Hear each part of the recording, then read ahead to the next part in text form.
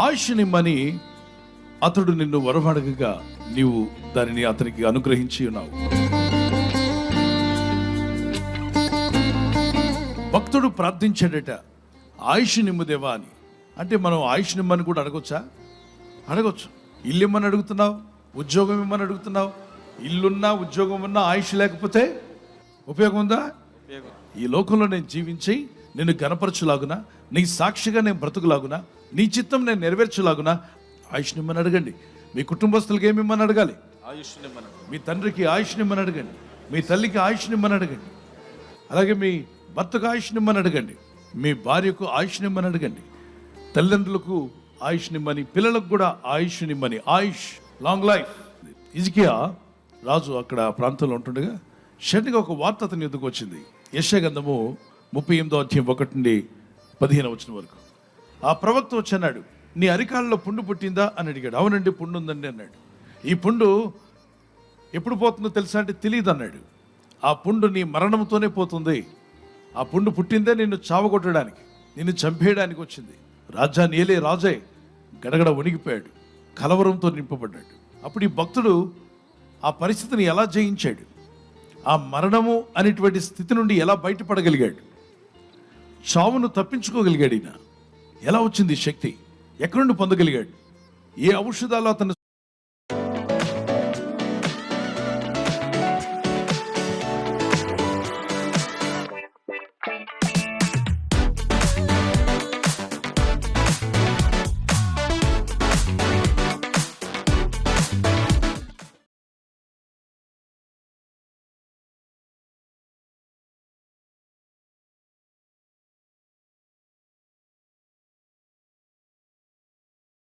స్వస్థపరచలేదు, కానీ అద్భుతమైనటువంటి మార్గంలో అతను ఆయుష్ పొందగలిగాడు.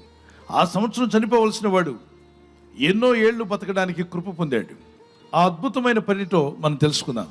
అతడు తన ముఖమును గోడ తట్టు త్రిప్పుకొని, యెహోవా, యథార్థ హృదయుడై సత్యముతో నీ సన్నిధిని నేనెట్లు నడుచుకుంటునో, నీ దృష్టికి అనుకూలముగా సమస్తము నేనెట్లు జరిగించుతునో కృపతో జ్ఞాపకం చేసుకోమని హిజ్కియా కన్నీళ్లు విడిచచ్చు యెహోవాను ప్రార్థింపగా.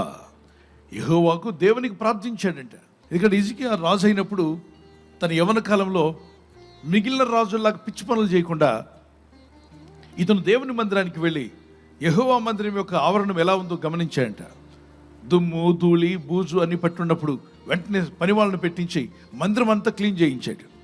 దేవుని మందిరానికి పరిగెత్తాడు, ఉన్న మందిరాన్ని బాగు చేశాడు, దేవుని పనిలో మనసు పెట్టాడు.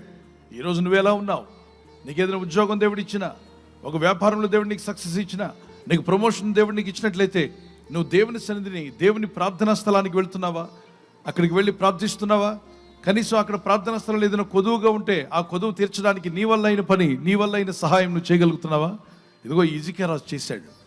యవ్వన కాలంలో యథార్థ హృదయుడై దేవుని మందిరం ఇలా ఉండకూడదు, అక్కడ పాటలు పాడే గాయకులను పిలిపించాడు. గాయకులను పిలిపించి మీరు పాటలు పాడమన్నాడు. వాద్యములు వాయించేవాడిని పిలిపించి అక్కడ మీరు వాద్యాలు వాయించాలని చెప్పాడు. యాజకులను పిలిపించి యాజకత్వం చేయమన్నాడు. అక్కడ కానుకలు వేసేటువంటి ఒక చక్కని మందిరంలో ఏర్పాటు చేయబడినటువంటి ఆ స్థలాన్ని ఎద్దుకు వెళ్ళి దాన్ని బాగు చేశాడట. వచ్చిన వారు కానుకలు ఎక్కడ వేయాలో ఏర్పాటు చేశాడు. మీ జీవితం ఒకవేళ అంతానికి వచ్చినట్టుగా కానీ, ముగింపుకు వచ్చినట్టుగా కానీ, సమస్య తీరదు అని అనిపించినప్పుడు కానీ, నీ వల్ల కాదు ఈ సమస్యను తీర్చుకోవడం అని నీకు అనిపించినప్పుడు కానీ, ఇక నా జీవితంలో ముందుకు సాగలేను, సాధించలేను అనేటువంటి బలహీనమైన ఆలోచనలు నీకు వచ్చినప్పుడు, కలవరం నీకు కలిగినప్పుడు ఈ భక్తుడు చేసిన పని నువ్వు చేయి. అతను గోడ దగ్గరికి వెళ్ళాడంట. గోడ వైపు తిరిగాడు. అంటే మనుషుల వైపు తిరగల, ఏ మనిషి వైపు తిరగకుండా దేవుని వైపు తిరిగాడు. కన్నీళ్లు కార్చాడు, ప్రార్థన చేశాడు.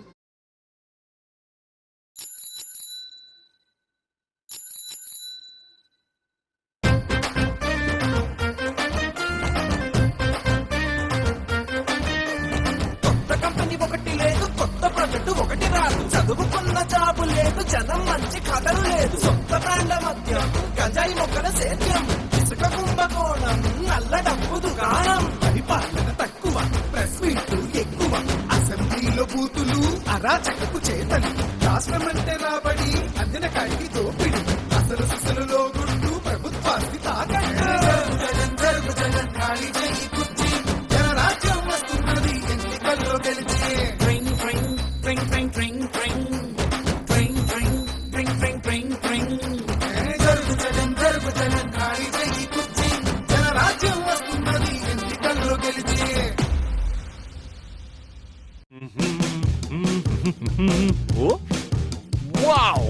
60 years of Nutella. What do we have here?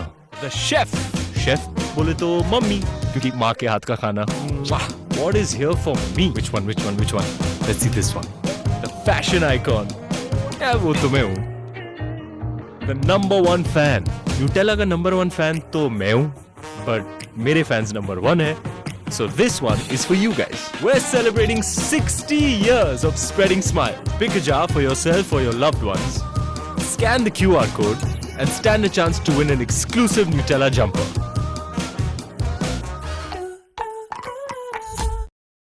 విన్నవించుకున్నాడు, అయ్యా నాకు స్వస్థత కావాలి, నాకు విడుదల కావాలి, నాకు ఆయుష్ కావాలి అని ప్రార్థన చేశాడు. ఆయుష్ నిమ్మని అతను అడగగా నువ్వు అతని మొర ఆలకించావు. ప్రార్థించినప్పుడు దేవుడు ఆలకించే దేవుడట. 2 Kings chapter 20:5. నీవు కన్నీళ్లు విడిచుట చూచితని, నీ ప్రార్థన నేను అంగీకరించాను, నేను నిన్ను బాగు చేస్తాను. అంటే బాగుపడడానికి ముందు 2 జరగాలి. ఏంటవి? కన్నీళ్లు విడిచి పశ్చాత్తాపంతో విరిగి నలిగిన మనసుతో ఆయన పాద సన్నిధి వైపు తిరిగి ఆయన సన్నిధిలో మొరపెట్టడం అనే అనుభవం ఉన్నప్పుడు బాగుపడే అనుభవంలోకి నడిపిస్తాడు. ప్రార్థించే అనుభవం కూడా ఉండాలి. బాగు చేసినప్పుడు ఏం చేస్తావో తెలుసా? నీవు యెహోవా మందిరానికి వెళ్తావు, వెళ్ళి ఆయన్ని స్తుతిస్తావు. మనం బాగుపడిన వెంటనే మనం చేయవలసిందంటూ తెలుసా? దేవుని సన్నిధికి వెళ్ళాలి, దేవుని ప్రార్థనా స్థలానికి వెళ్ళాలి. ప్రార్థన చేయి. హాస్పిటల్లో ఉన్నావేమో, ఐసీయూలో ఉన్నావేమో, ఈ వాక్యం వింటున్నట్లే, ప్రభువా నన్ను బాగు చేసిన వెంటనే నీ సన్నిధికి వచ్చి సాక్ష్యం ఇస్తాను. ప్రభువా ఇదిగో నన్ను ఈ పరిస్థితుల్లో నేను బయటపడిన వెంటనే నీ సన్నిధికి వచ్చి సాక్ష్యం ఇస్తాను. ఈ మనసు కలిగి ఉండాలి దేవుని పిల్లలందరూ. మరి ఆ రాజు, హిజ్కియా రాజు అడిగితే దేవుడు ఇచ్చాడా? ఇచ్చాడు. ఇంకా 15 సంవత్సరాలు నువ్వు బ్రతుకుతావు అన్నాడు. 15 ఎకరాల స్థలం నీకు ఇవ్వచ్చేమో కానీ 15 సంవత్సరాలు ఆయుష్ ఇవ్వగలిగిన వాడు ఉన్నాడా? బంగారాన్ని, వెండిని, వస్తువులను, డైమండ్స్ మీకు ఇవ్వగలరేమో కానీ మీరు బ్రతికే ఆయుష్ ఇన్ని సంవత్సరాలు ఖచ్చితంగా బతుకుతావు అనేటువంటి ఆయుష్ ఎవరు ఇవ్వలేరు. దేవుడు ఒక్కడే ఆయుష్ని ఇవ్వగలిగిన వాడు. సర్వశక్తిమంతుడైన దేవుడు ఒక్కడు మాత్రమే. ఈరోజు ఏదో ఒక మరణకరమైన విషయాలు నిన్ను భయపెడుతూ ఉంటే నిన్ను మరణం నుండి తప్పించే దేవుడున్నాడని గుర్తుపెట్టుకో. మరణం నుండి తప్పించుట యెహోవా వశము. డాక్టర్స్ చెప్పుండొచ్చు నువ్వు చనిపోతావని, కానీ పరమ డాక్టర్ దగ్గర వేడుకో, పరమ వైద్యుడైన మా ప్రభువా ఇదిగో మరణమును తప్పించగల శక్తిమంతుడు అయ్యా, నీవు నీ నామములో ప్రార్థన చేస్తానని ప్రార్థన చేయి. ఈ రాజు ప్రార్థించినప్పుడు ప్రార్థన విన్న దేవుడు, నీవు కూడా కన్నీళ్లతో ప్రార్థించినప్పుడు నీ ప్రార్థన వింటాడు, నిన్ను బాగు చేస్తాడు. మీ కన్నీరు అనవసరమైన వాటికి ఏడవకుండా అవసరమైన ప్రభు పాద సన్నిధిలో మీరు ఏడిస్తే అద్భుతాలు జరిగిస్తాడు, ఆశ్చర్యాలు జరిగిస్తాడు. దేవుని దగ్గర మొదలుపెట్టాడు.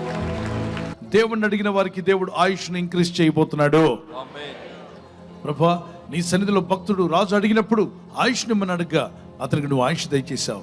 ఇదిగో ప్రార్థిస్తున్న నాకు కూడా నువ్వు ఆయుష్ని ఇస్తావు. నేను ఎవరి కోసం అయితే ప్రార్థిస్తున్నానో, తండ్రి కొరకు, తల్లి కొరకు నువ్వు ఎవరి కోసం చేస్తున్నావో వారికి కూడా ఆయుష్ నిమ్మని మీరు ప్రార్థన చేస్తే దేవుడు ఇవ్వగలడు. పిల్లరా కళ్ళు మూసుకుందాం, ఒక చేతిని గుండె మీద చేయి పెట్టుకుందాం, ఒక చేయి ప్రభు వైపు ఎత్తుదాం. ప్రభు ఈ లోకలు ఎన్నున్నా నీ కృపలో మేము బ్రతికేలాగా ఆయుష్ను దయచేయమని గట్టిగా అడగండి. అయ్యా నీవు ఇచ్చే ఆయుష్ మాకు కావాలి, నీ కాపుదలు మాకు కావాలి, మా ప్రయాణంలో నీ కాపుదలు కావాలి, మా రాకపోకల్లో నీ కాపుదలు కావాలి. తండ్రి నీవు ఇచ్చే ఆయుష్ యేసు క్రీస్తు నామంలో మాకు దయచేయమని అడుగుతున్నాం. నీ ప్రజలందరికీ ఆయుష్ని ఇచ్చేవాడు నీవే, నీ ప్రజలను దీవించేవాడు నీవే, కాపాడువాడు నీవే, నీ ప్రజల్లో ఉన్న ప్రతి బలహీనత తొలగించేవాడు నీవే. ఎవరైతే అనారోగ్యంతో ఉన్నారో, బలహీనత ఉన్నారో, ఒకవేళ డాక్టర్స్, వైద్యులు ఇక నువ్వు బ్రతకవు అని చెప్పినా ఇదిగో మీరు పరమ డాక్టర్గా సెలవిస్తున్నారు, పరమ వైద్యుడిగా చెప్తున్నావు, ఆయుష్ నేను నీకు ఇస్తున్నాను అంటున్నావు. ప్రభువా ఇదిగో నీ కన్నీళ్లు నేను చూశాను, నీ ప్రార్థన నేను అంగీకరించున్నాను, నేను నిన్ను బాగు చేసేదను, అప్పుడు నువ్వు మందిరానికి వస్తావు. అవును ప్రభు, అనేకులు ఈ వాక్యం వింటున్న వారు బాగుపడి, స్వస్థపడి, రోగములను జయించి ఆయుష్ పొందుకొని నీ సన్నిధికి వచ్చి సాక్ష్యం ఇచ్చే రోజు వచ్చునుగాక. నీ ప్రజలను దీవించి బలపరచమని క్రీస్తు యేసు నామములో అడుగుచున్నాం మా ప్రియ తండ్రి. ఆమేన్. ఏ అపాయము నాకు రాకుండా, ఏ తెగులు నన్ను ముట్టకుండా,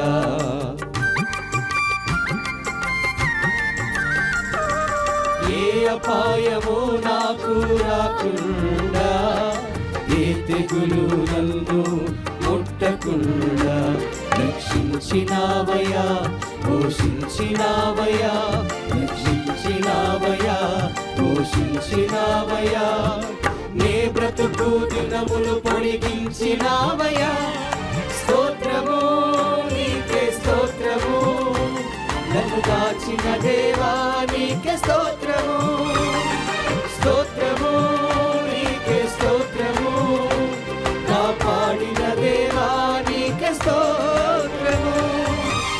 గడచిన కాలమంత నీ కృపలో దాచిన యేసయ్యా నీకే స్తోత్రము. పగలు రేయి విడువక ఎడబాయక కాచిన దేవ స్తోత్రము. బర్త్డే జరుపుకునే వారి గురించి కూడా ఈ దినం ఎవరిదైతే బర్త్డే ఉందో may God bless them, may God provide all their needs. Happy birthday to you, many more returns of the day today as the Lord gives you one more year. మరి నూతన సంవత్సరంలో ప్రవేశించిన మీకు ఈ వాగ్దానాన్ని కూడా తీసుకుని జోబ్ చాప్టర్ 11:17 యోబు గ్రంథం 11:17 వచనం. నీ బ్రతుకు మధ్యాహ్న కాల తేజస్సు కంటే అధికముగా ప్రకాశించును. మధ్యాహ్న కాల తేజస్సు కంటే అంటే మధ్యాహ్నం కన్నా కూడా తేజస్సు వెలుగు ప్రకాశించును అని రాయబడింది. దేవుని వాక్యము సత్యమే. దేవుని వాక్యం విశ్వసించిన వారిని వారు మధ్యాహ్న కాలపు తేజస్సు వలె దేవుడు మీ జీవితాలను ప్రకాశింపజేయునుగాక. ఆమేన్. Your life will be brighter than noon day. The brighter future, brighter blessings. May the Lord provide all your needs. ప్రభు మీకు దయచేయాలి మా ప్రార్థన. సో గత సంవత్సరాల కంటే ఈ సంవత్సరం మీరు ఎక్కువ ప్రకాశించాలని, ప్రభు కొరకు వాడబడాలని మా ప్రార్థన.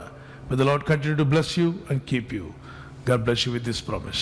మ్యారేజ్ యానివర్సరీ జరుపుకునే వారికి రూత్ చాప్టర్ 2:12 రూత్ గ్రంథము 2:12 వచనం. యెహోవా నీవు చేసిన దానికి ప్రతిఫలం ఇచ్చేవాడు. యెహోవా నీవు చేసిన దానికి ప్రతిఫలం ఇచ్చిన అంటే ప్రభు మనం ఏదైతే చేస్తున్నామో మంచి పనులు వాటికి ప్రతిఫలం ఇస్తానని వాగ్దానం చేస్తున్నాం. మీరు చేసే ప్రార్థనలకు ప్రతిఫలం దయచేయునుగాక. May the Lord repay you for what you have done. You have done a good thing, or whatever you have done good things for God and God's ministry or people of God. May the Lord repay you. మీ భార్య భర్తలుగా మీ ఇద్దరు దేవుని పని కొరకు, దేవుని సేవలో, ప్రార్థనలో ఎలా సమయం గడుపుతున్నారు చూస్తున్నారు కదా. మంచి పనులు చేస్తున్నప్పుడు దేవుడు మీకు రీపే చేస్తాడంట తప్పనిసరిగా. దేవుని కనికరం చొప్పున మీ కుటుంబాలు దీవించబడి వర్ధిల్లి అభివృద్ధి పొందునుగాక.